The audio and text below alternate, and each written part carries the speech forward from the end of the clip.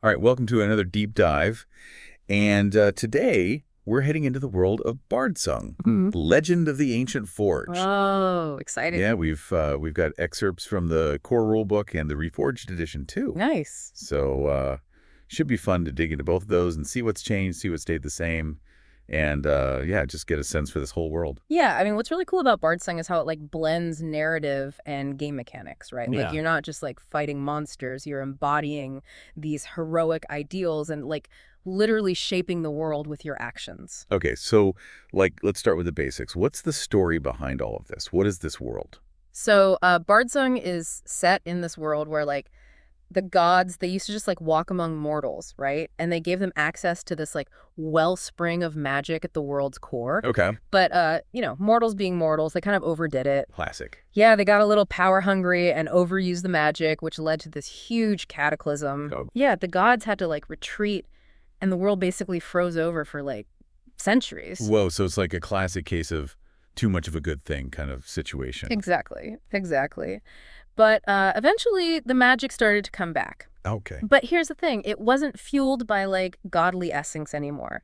This time, it was fueled by something way more interesting, the emotions of mortals. Okay, that's interesting. Yeah, their joys, their sorrows, hopes, fears, all that stuff became the new source of magic. Wow, so the fate of the world is literally riding on the emotional state of its people. Yeah. It's a pretty wild concept. hmm So what happened? Did the gods just let mortals run wild with magic again? Well, they did eventually come back, but, having learned from their mistakes, they took a bit of a different approach. Okay. They decided to give mortals music and song, using bards as their agents to inspire heroic deeds and good actions. So the bards are more than just entertainers. They're shaping the world's destiny. Yeah. Okay, I'm starting to get it. Yeah. But how does all of this tie into me as the player? So that's where it gets really interesting, right? You become a hero in Bardsung, striving to become a legend, the kind of hero people sing songs about. Okay.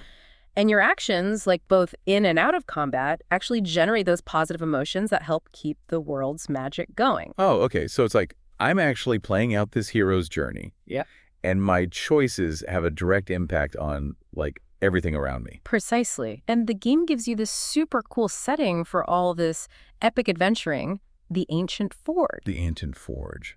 Tell me more about this place. Okay, so picture this. It's a massive abandoned citadel, like something out of a forgotten civilization. But it's totally overrun by hobgoblins. Your first mission is to clear them out.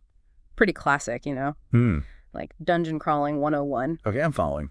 But as you go deeper, you start uncovering these mysteries that are way more complex than just some hobgoblins. I like where this is going. Yeah, the Ancient Forge holds secrets that could, unravel the whole world, really.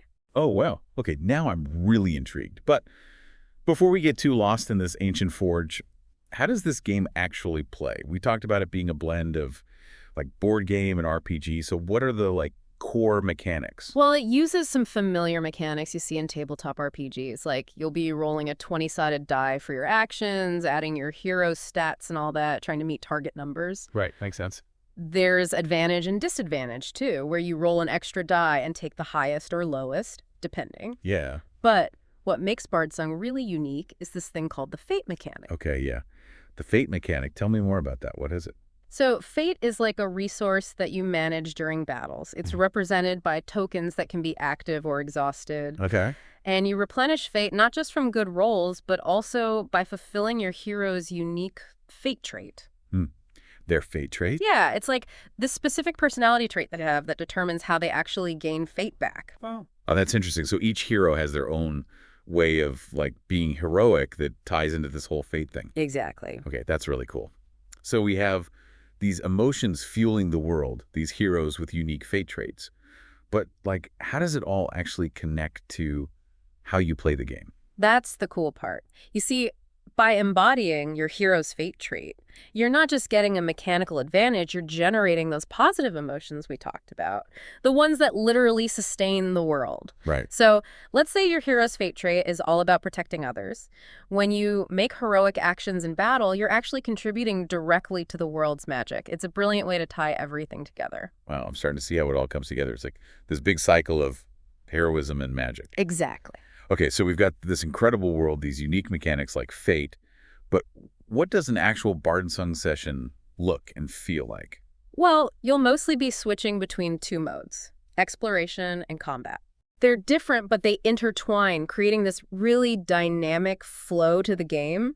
Exploration, you're moving through the dungeon using these tiles that are revealed as you go. Okay, so you don't know what's coming next. Exactly. You choose a path, draw a dungeon card, and boom, a whole new section of the dungeon pops up. Sounds exciting. But there's a catch. Ah, a catch. Yeah, those dungeon cards, they often have multiple outcomes, so it's not always what you expect. It keeps things fresh and unpredictable. So it's like even exploration's a bit risky. You never know what you're going to run into. Right. You could find treasure, or you could trigger a trap, or even run into a monster. Yikes. Okay, that makes sense. Now, what about combat? How does that work in Bardsung? Combat's pretty tactical. You've got a marching order, like you see in a lot of turn-based games. Okay, so turns, yeah. But where you're standing within a zone, that's really important. And then there's this awesome mechanic called parting blows. Parting blows, okay.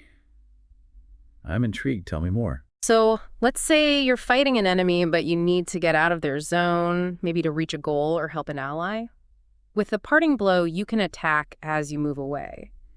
It adds this extra layer of strategy to just moving around. So even just moving around the battlefield can be risky and exciting. Exactly. You have to decide, is it worth risking an attack to get to where you need to be?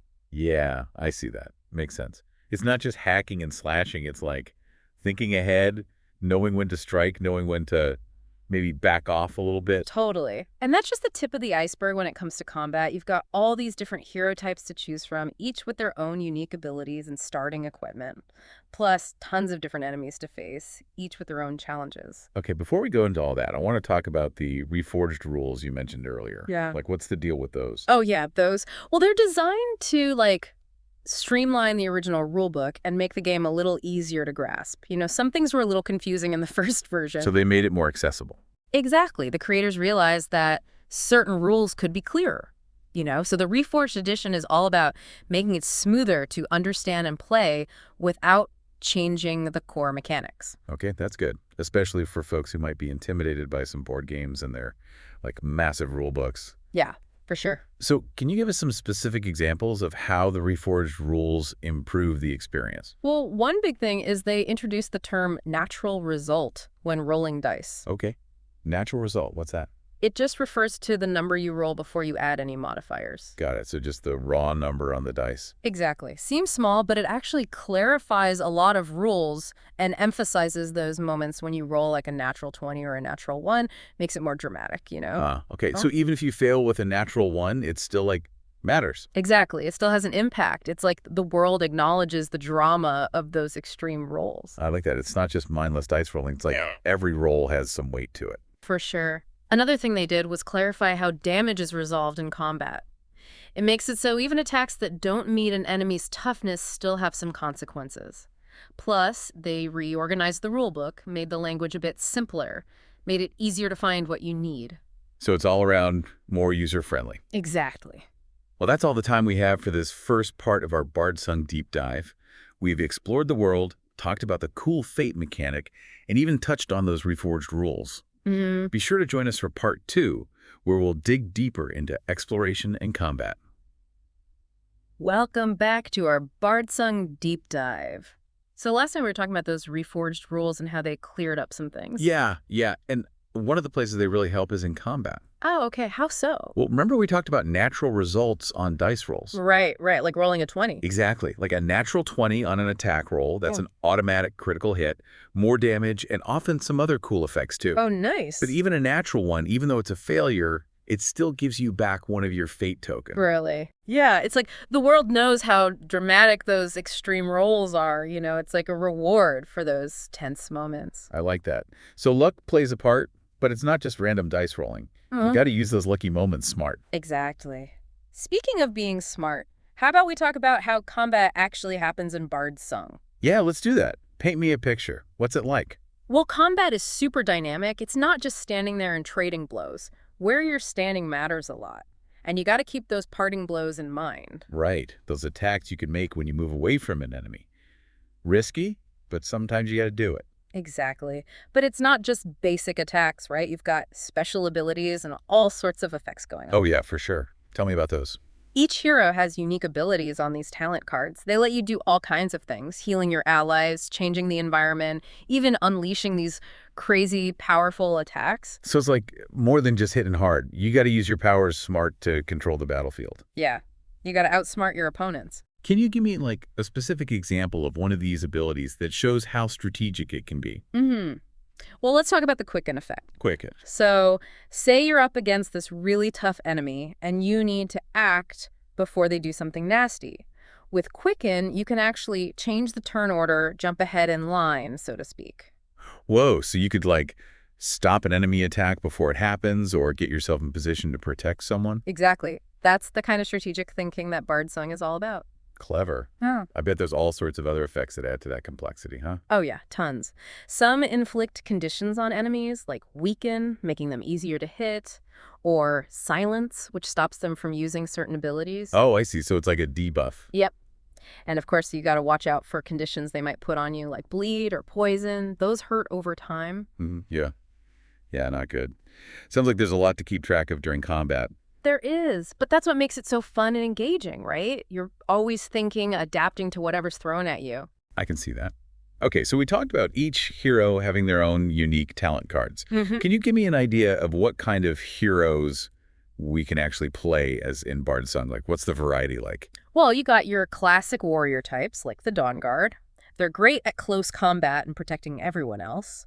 Their cards might have things like Guiding Strike, which makes another hero's attack stronger, or Steadfast, which makes them temporarily invincible. Oh, cool. So the Dawn Guard is like the tank of the group. Pretty much. And then you've got heroes like the Lightweaver. They use magic to heal and blast enemies with light. So the Lightweaver is more of a support role. Exactly. What other kinds of heroes are there? You got the Stoneheart, a really tough warrior who's strong as a rock, literally. They can take a beating and shrug off certain conditions. Their talent cards might have stuff like Earth Shield for some temporary invulnerability, or Stone Fist, which is the super strong attack that can knock enemies back. It sounds like there's a hero for every kind of play style, whether you like to be up close, attack from afar, or support your team. For sure. And don't forget, each hero also has unique starting equipment that you can actually upgrade as you go. Oh, yeah, right. I remember that from the rulebooks. Yeah. You find stuff, and then you can improve your gear. How does that work, and what does it do for the gameplay? So as you gain experience and finish quests, you'll find treasure.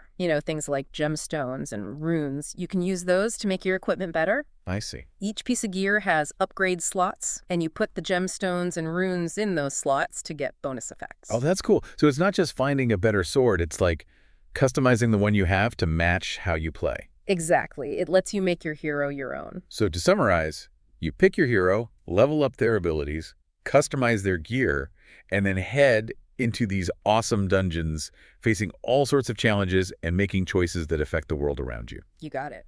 Speaking of those dungeons, we talked about the exploration part earlier, but I'd love to hear more about that. What makes it so cool and engaging in Bardsung?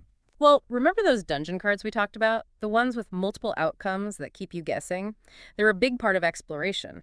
It's like as you move through the dungeon, drawing those cards, you're not just revealing stuff, you're actually shaping the environment itself. Whoa, that's wild. So the dungeon isn't just a set path, it's constantly changing as you go through it. Exactly. It's dynamic and unpredictable.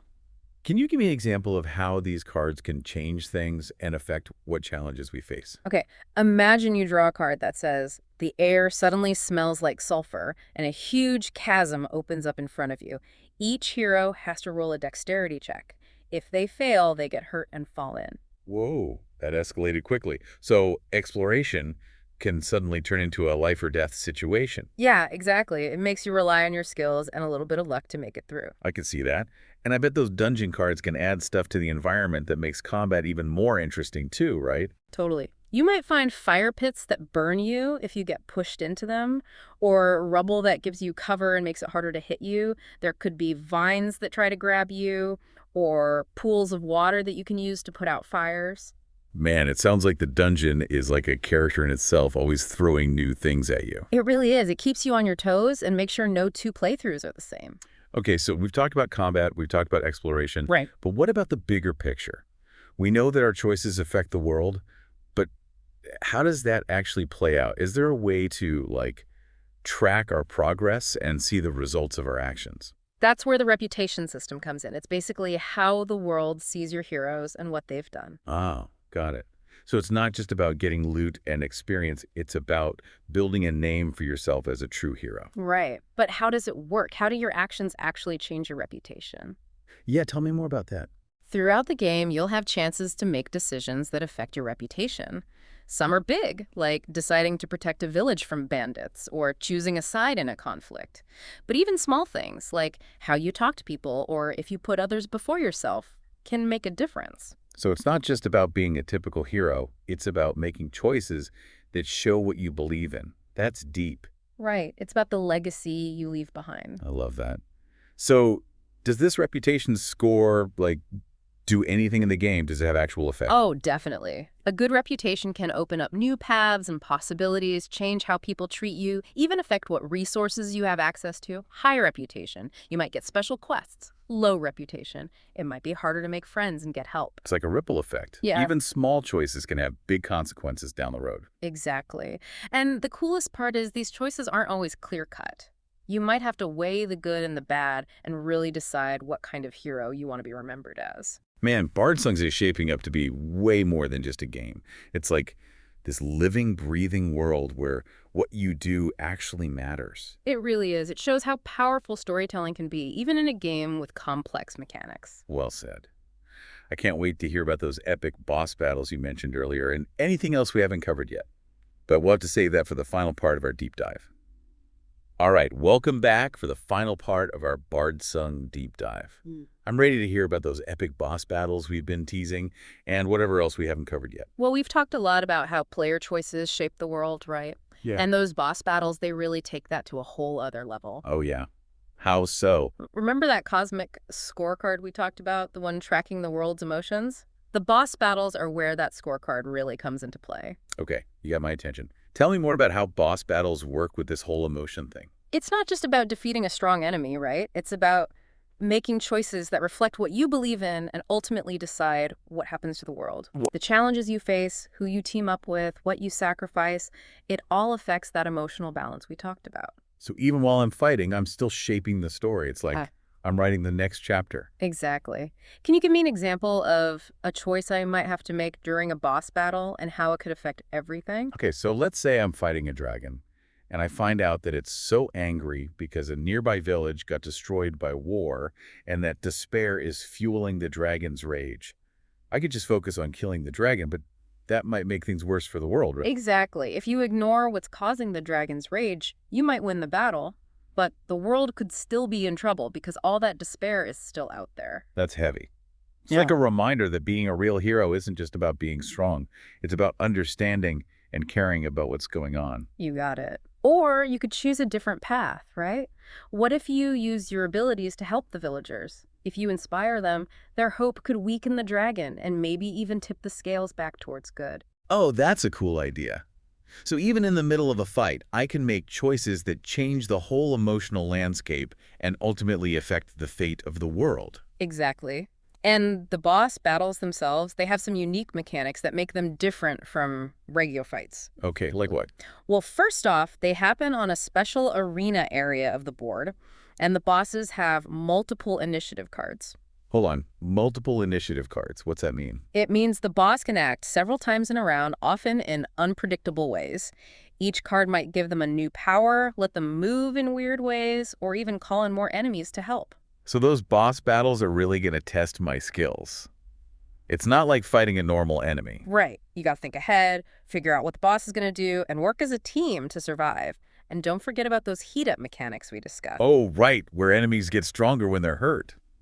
I bet that makes the boss battles even more intense. You bet. Bosses can heat up a bunch of times, becoming harder and harder to beat. They might get new abilities, hit harder, or even completely change how they fight. Keeps you on your toes the whole time. Man, those boss battles sound seriously challenging, but also super rewarding. It's like the ultimate test for any hero. It really is. You got to use everything you've learned along the way.